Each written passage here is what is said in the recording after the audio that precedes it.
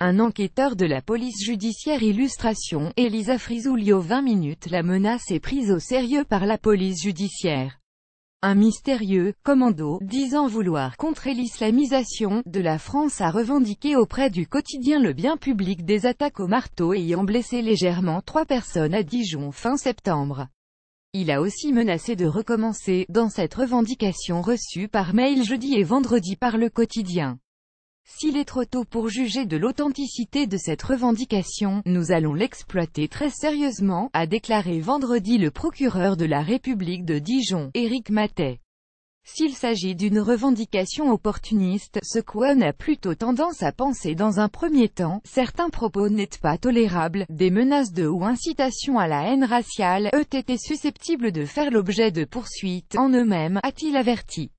Des victimes, choisies en raison de leur port du voile ou de leur couleur de peau. Dans un message audio lu par une voix synthétique, transmis jeudi par mail au Bien Public, le groupe, qui s'est baptisé « Commando de défense du peuple et de la patrie française », affirme que les attaques, sur le site de l'Université de Bourgogne, au cœur de l'une des symboles du multiculturalisme, marquent l'acte de naissance de notre mouvement.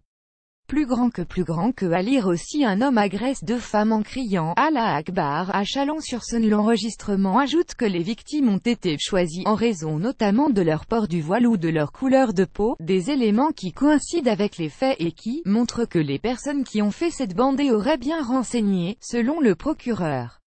Le groupe a déclaré son admiration pour Anders Behring Breivik dans un autre mail reçu vendredi par le Bien Public. Le groupe déclare admiration pour Anders Behring Breivik, l'auteur du Né qui a fait 77 en Norvège en 2011. Il fait également part de l'intention de passer une nouvelle fois à l'acte, selon le quotidien régional.